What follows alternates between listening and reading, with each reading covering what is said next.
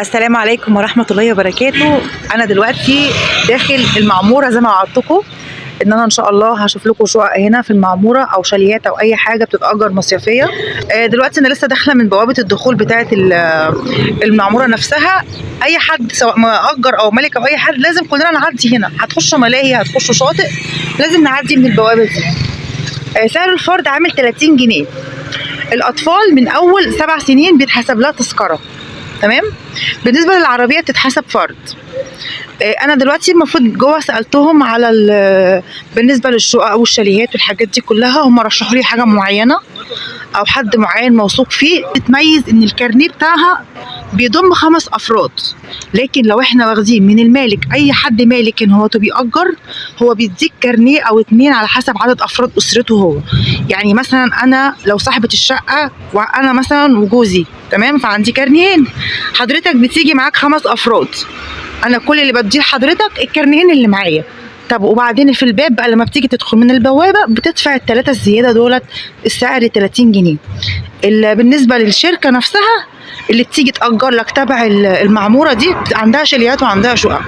دلوقتي ان شاء الله هشوف برده معاكم الدنيا فيها ايه وهقول لكم تفاصيل اكتر. يعني الشركه دي بتديكوا كارنيه بيضم 5 افراد، تمام. تابعوني بقى وما تنسوش متابعه الصفحه يا جماعه، وعمل لايك وشير للصفحه، وخليكم معايا انتظروني لحد ما اوصل هناك عند البحر واقول لكم تفاصيل كامله ان شاء الله. احنا كده دلوقتي يا جماعه داخلين اول نموذج معانا من الشاليهات، وهو يعتبر اقل نموذج في السعر معانا. نبتدي واحده واحده ندخل كده ونقول بسم الله الرحمن الرحيم. هو كده دلوقتي المفروض البدايه معانا في باب سلك كده. اول ما بنخش كده بنلاقي قدامنا المطبخ، تمام. طبعا انا لما جيت سالت الشركه قالوا لي ان المطبخ اي حاجه انتوا عايزين، اي حاجه في الشاليه هم بيوفروها لكم. كل حاجه هتلاقيها موجوده فيه ان شاء الله، تمام. واي حاجه ناقصه انت ممكن تتكلمي مع الشركه ان شاء الله بيوفروا لك اللي انت عايزاه كله على قد المتاح عندهم. كده في خلاط اهو.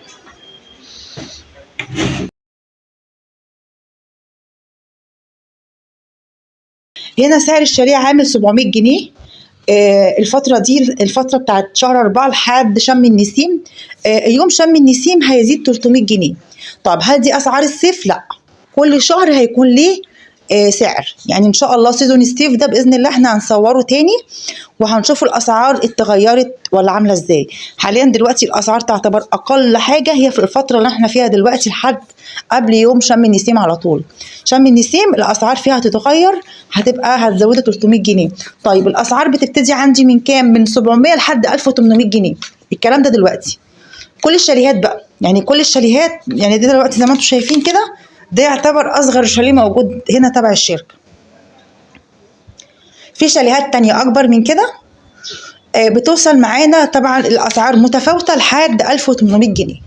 شركة بتوفر لكم دخول الشاطئ بالشماسي بالكراسي بكل حاجة فري مجانا تبع الكارنيه اللي انتوا بتخشوا بيه البوابة والبحر. يعني بتاخدوا منهم كارنيه للبوابة والبحر بكل حاجة. ده بقى الكوبري هزاز بينزلكم على الشاطئ على طول، تمام. هننزل لكم دلوقتي منه وافرجكم برده المنظر عامل ازاي. ده بقى الكوبري الهزاز اللي في المعمورة يا جماعة، ده خاص لرواد الشاليهات. ده بيكون بينزلكم على الممشى بتاع البحر.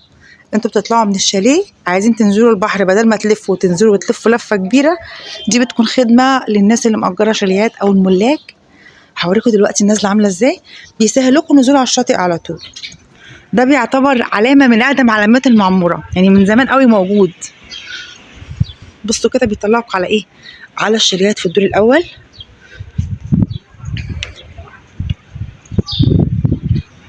بصوا منظره كده اهو.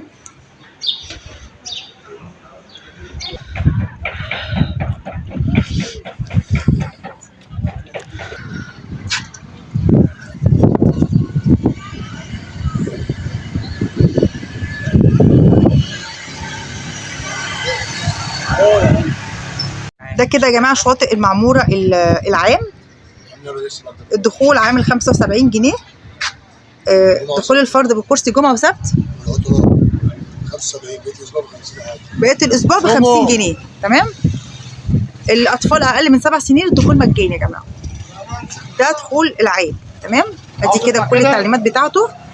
دخول الفرد بالكرسي 50 جنيه، ايجار شمسيه 20، رسوم ايجار منضده 10. ده دوت مشتملات ال 75 ولا ده غيره؟ يعني الحاجات دي يعني ال 75 جنيه دي الفرد بس. كرسي شمسيه 20، ترابيزه ب 10. ال 75 دي كرسي بس، اي حاجه تانية الحاجات التانية مكتوبه، هي متجزأه كل حاجه لوحديها يا جماعه. تمام، دي التعليمات كلها. هدخل دلوقتي اوريكم بقى الشاطئ كده من هنا. المية جميله شكلها، مفيش حد بقى، ناس كتيره وكده اهو، فالمية نضيفه وجميله.